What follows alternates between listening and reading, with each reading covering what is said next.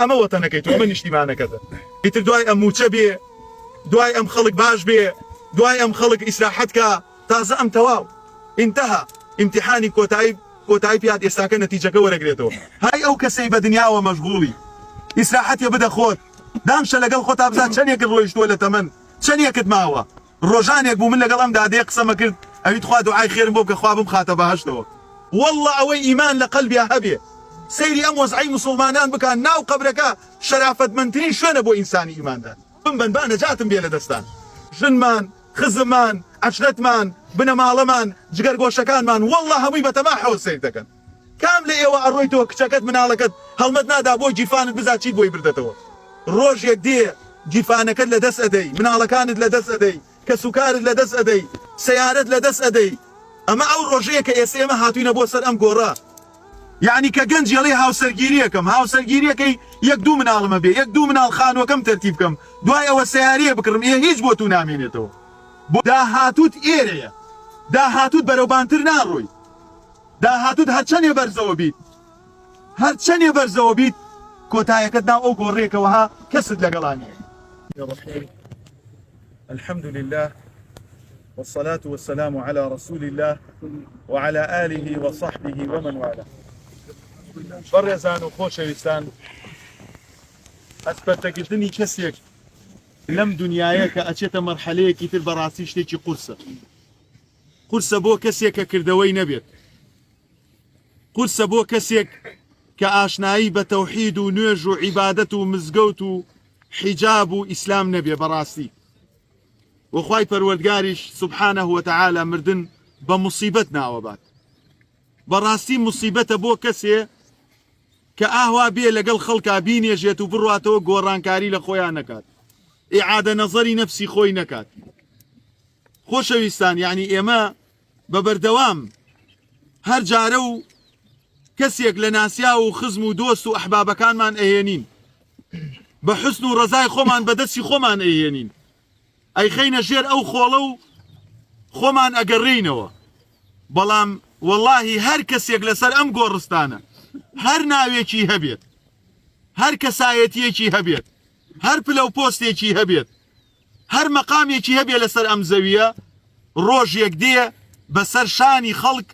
لە پێناو خوایش خەڵک هەڵی ئەگرێ چکەم دڵنیابن کە خەڵکێک دێتە ژێر جەنازەکەت و کفنت بۆ پێیاکا و ئەت شۆرێتەوە ئەگەر پاداشت لەسەری نەبوایە بەم بە زمانی بە ڕۆژۆ خەڵک دوات ناکەوت خۆشەویستەکەم بەزەیەکت بە حاڵ خۆتا بێتەوە بەزەیەکت بەو ڕۆژەیە بێتەوە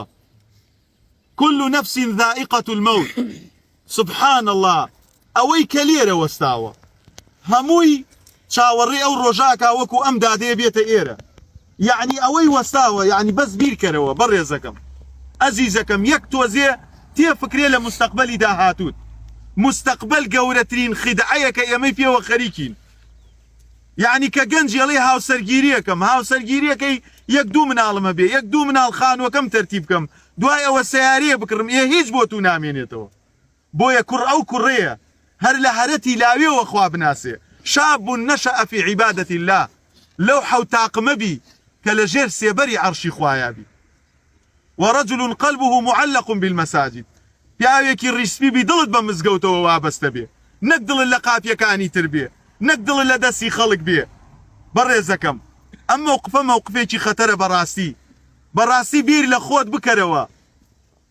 يا من بدنياه اشتغل الموت يأتي بغتة والقبر صندوق العمل أي أو كسي بدنيا ومشغولي إسراحتي بدا خوت دانشە لەگەڵ خۆتا بزات چەندێکت ڕۆیشتووە لە تەمەن چەندێکت ماوە ڕۆژانێک بوو من لەگەڵ ئەم دادەیە قسەمە کرد ئەویت خوا دوعای خێرم بۆ بکە خوا بمخاتە بەهەشتەوە ئێستا کۆتا مەرحەلەی دنیایەتی پشت پێ هەڵ ناکەن پرسیاری لێکەن پشت پێ هەڵ ناکەین دوو مەلائیکە دێتە سەری پرسیاری لا إله إلا الله لێکەن پرسیاری پێغەمبەرت لێکەن عليه الصلاة والسلام پرسیاری ئیسلامت لێکەن واللهی پرسیارەکان زۆر ئاسانە بۆ کەسێک کە کردەوەی خێری هەبوو بێ بۆ کەسێکەوەها لە ئیمانەکەیە عیبادەتی هەبوو بێ بەڕێزەکانم ئێمە هەر ماوەی جارێک مردوویەک خزمێک ئاوا کۆمانەکاتەوە پێمان ئەڵێ ئەی ئەو کەسێکەوەها ئەمڕۆ زیندووی دوو ڕۆژی تر تۆی سرەی تووە ڕۆژێک دێ من ئاوا خرێمە ژێرە و خۆڵە و مسلمانان بە خێری خۆیان من ئەنێژن چۆن ئێستا ئێمە بە خێری خۆمان ئەم دادەیە ئەنێژین بۆیە هەر کەسێ لە ئێمە پێویستە بیر لە داهاتووی بکاتەوە داهاتووت ئێرەیە داهاتووت بەرەوبانتر ناڕۆی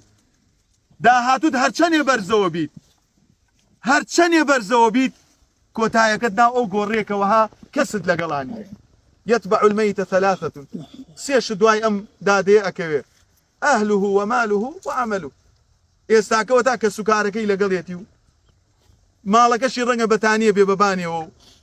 کردەوەکانی لەگەڵاچێتە قەبرەکەەوە ئەو کردەوانەی کە بریتە لە ڕۆژ و نوێژ بریتە لە زمانێکی پاک بریتە لە خۆشویستنی مسلمانان پڕکردنەوەی حاجەتی مسلمانان ئاگابوون لە قیامەتی خۆت بەڕێزەکەم ئەو کردەوەیە لە ژوور سەردا ئەنشێ پێت ئەڵێ موژدەت ئەدەمێ لە ئێستا بە دوا ناخۆشی بۆ تو نەما ئەو ناو قەبرەیە ليس للمؤمن راحة دون لقاء الله والله ئەوەی ئیمان لە قەلبیا هەبێ سەیری ئەم وەزعی مسلمانان بکەن ناو قەبرەکە شەرافەتمەندترین شوێنە بۆ ئینسانی ئیماندار ئیماندار هیچ ئیسراحەتێکی نییە وەکو ئیبن مەسعودە فەرمی ڕزای خوای لێبێ ئیلا ئەو ڕۆژە نەبێ کە ئەگاتە لیقای پەروەردگار ئەو ڕۆژەی کەوەها ئەبێتە جەنازە و مسلمانان بە دیارەوەدا ئەنشن تەمەنا ئەکەم ئەم خوشکە وای وتبێ قەدیمونی بمبەن نەجاتم بێ لە دەستان ئێمە هەمومان ژنمان خزممان عەشرەتمان بنەماڵەمان جگەرگۆشەکانمان وەڵڵا هەمووی بەتەماحەوە سەیر دەکەن کام لە ئێوە ئەڕۆیتەوە کچەکەت مناڵەکەت هەڵمەت نادا بۆی گیرفانت بزات چیت بۆی بردەتەوە ڕۆژێک دێ گیرفانەکەت لە دەست ئەدەی مناڵەکانت لە دەست ئەدەی کە سوکارت لە دەست ئەدەی سەیارەت لە دەست ئەدەی ئەمە ئەو ڕۆژەیە کە ئێستا ئێمە هاتووینە بۆ سەر ئەم گۆڕە بڕۆ پرسیاری لێ بکە بفعلها للأهل والوطن وەرە سەی ئەم مردنەی حاجی نەزیرکەن بزات چی کردووە بە خەڵک و بە نیشتیمانەکەت بەخوا هەمومان دێینە ئێرە بەڵام ئافرین ئەو قسانی کە من بۆتان ئەەکەم تەمەنا ئەەکەم نەبمە پردێک ئێوە بەسەر منا بچن بۆ بەهەشت یەکەم کەس خۆم ئیعتیباری لێ وەرگرم ئەو مردنە زۆر قورسە بۆ کەسێکەوەها خۆی حازر نەکرد بێ بۆ کەسێک خۆی حازر نەکرد بێ بۆیە پیاوچاکانی پێش ئێمە نظروا فيها فلما علموا أنها ليست لحي وطنا ئەمە وەتەنەکەی تو ئەمە نیشتیمانەکەتە ئیتر دوای ئەم موچە بێ دوای ئەم خەڵک باش بێ دوای ئەم خەڵک ئیسراحەت کە تازە ئەم تەواو انتهى امتحانی کۆتایی پیاد ئێستاکە نەتیجەکە وەرەگرێتەوە هەر یەکێ لە ئێمە ڕۆژێک دی ئاوا ئەمانهێنن ئێستا بە حسن و ڕزای خۆمان لەگەڵ جەنازەیەکا دێن و ئەڕۆینەوە هەمومان ئیشمان هەیە خواخوامانە دەقەیە زووتر بڕۆین بەڵام وەڵاهی ڕۆژێ دێ ئەمان هێنە ئێرە و نامان بنەوە بۆیە ڕجاءەکەم لە ئێوەی بەڕێز لە خۆم کاتێککە مردوویەک ئەنێژین با بیرمان بخاتەوە کە مردن هەیە كل نفس ذائقة الموت وإنما توفون أجوركم يوم القيامة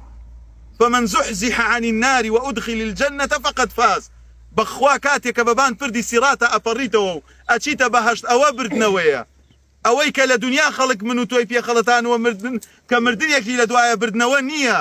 سەیرێ تەمەنەکەی خۆت کە چەندە بە جوانی ئەتڕوانیە دنیا وەکو کابرایەک ئەڵێ پێشەوەی ژن بێرم پرۆژەم زۆر هەبوو بۆ ژن و مناڵەکانم ئێستا ژنەکەشم پیر بوو و مناڵەکانیشم گەورە بوون هیچ پرۆژەیەکم سەری نەگرت هەمووی ئاوایە هەمومان ئەوە ڕێگەکەمانە مستەقبل خۆمانی پێوە ئەخلافێنین بۆیە نەوەکانی ئادەم هەمویان ئەڵێ گردێکم هەبێ لە ئاڵتون ماڵێکم هەبێ لە ئاڵتون دۆڵێک و دۆڵێکی تر و ماڵێکی تر هەتاوا لێکا مەشغوڵت ئەکا لە واقعی ژیانەکە کە ئەمەیە بۆیە هەر کەسێک لە ئێمە پێویستە بە خۆیان بچێتەوە هەر کەسێک لە ئێمە ئەبێت تەمەنای ئەو ڕۆژە بکە کە گەیشتە پەروەردگار ئیدا ماتە ئەحەدوکم